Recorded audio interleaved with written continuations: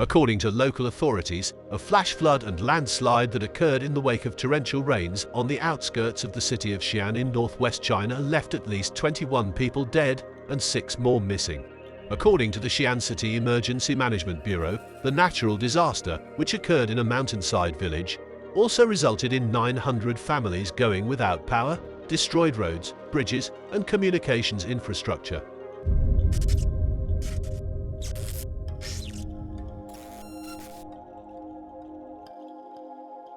In recent weeks, parts of China have experienced devastating flooding and record high temperatures. Experts attribute this extreme weather to global climate change. Following the landslide and flash flood, about 1,000 rescuers were sent to Xi'an's Weiziping village, where 186 people had been evacuated and relief operations were still ongoing as of Sunday evening, according to officials. Also burned were 2 homes. 2 buildings were destroyed by a tremendous flow of mud and debris that cascaded down the hillside on Friday in the late afternoon, according to a restaurant owner in the town who spoke to the state-run media site, Cover News. He was cited as adding, "Both houses were gone, and the people went missing too." According to the state-run news agency Xinhua, there are numerous family-run eateries in the village, which is situated in a beautiful river valley in the Qinling Mountains and serves farm fresh meals to tourists. According to Cover News, restaurants were operated out of the 2 destroyed residences. In order to avoid the summer heat in Xi'an, people travel to the mountains. A second villager told Cover News, "Our hamlet doesn't make much money. The major means to make money is to open farm eateries in the summer."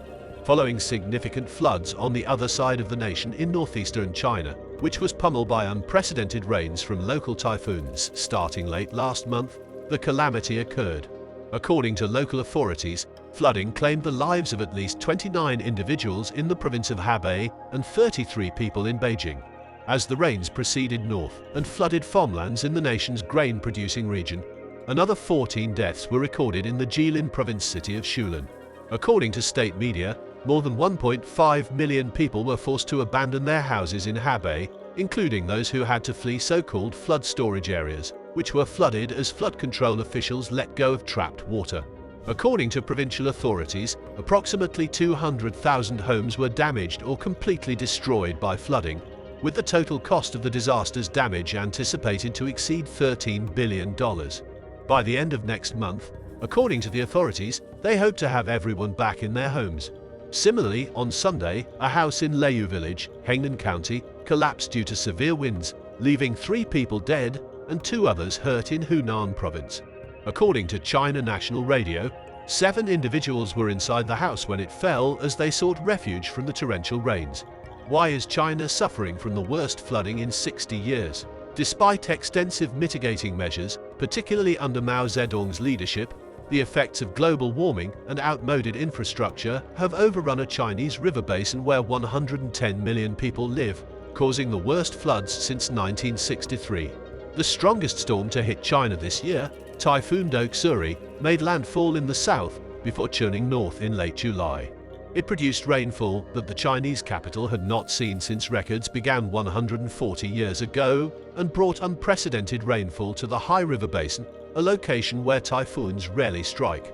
So, what happened in 1963? The largest natural drainage system in northern China, the High River Basin, receives water from 5 different rivers.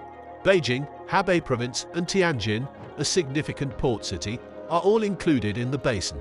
22 million people were affected by the flooding that killed 5,030 people and drove millions of people from their homes in August 1963, when the region was pummeled by unprecedented rainstorms.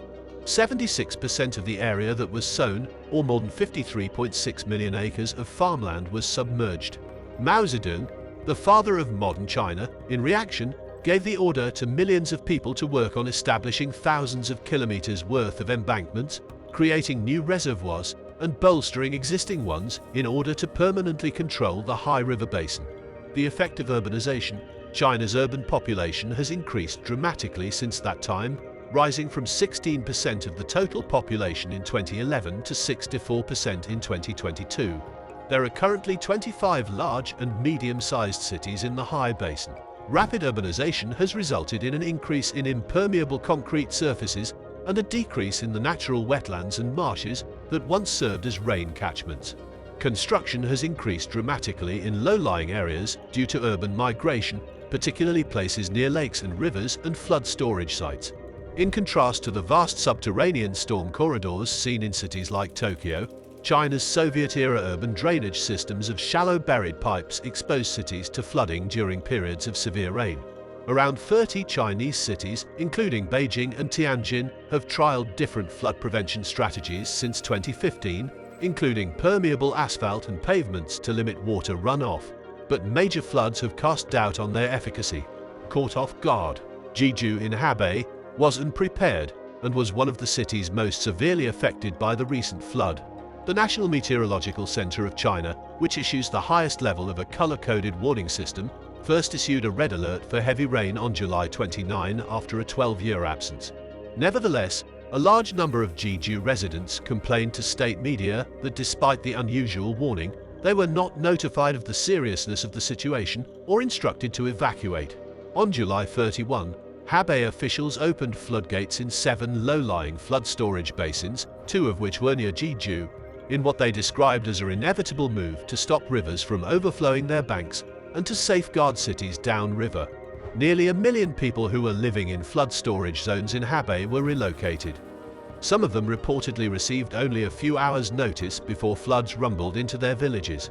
According to Ma Yang, Vice President of Civil and Infrastructure for China at the Ecom Infrastructure Consultancy business, the flood control facilities constructed in the 1960s, growing water demand, and protracted dry weather meant that people did not give much thought to the threat. According to Ma, who spoke to Reuters, authorities should put into practice master drainage plans for cities and floodplain management based on a mapping of the flood risks connected with rivers. Xi'an, which President Xi Jinping has directed to be turned into an economic powerhouse servicing Hebei, Beijing, and Tianjin, is one of the vulnerable cities. The Baiyangdian Lake, a natural flood storage area, lies close to Xi'an. It must be noted that in number of fatalities, China has seen the top 3 deadliest floods in recorded history.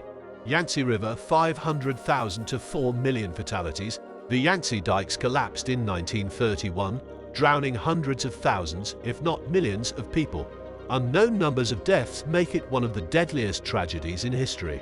Yellow River 900,000 to 2 million fatalities. Beginning in September 1887, the Yellow River flood in Qing-era China claimed the lives of at least 930,000 people. Based on the number of deaths, it was the single deadliest flood in China, making it one of the worst disasters in both China and the entire world.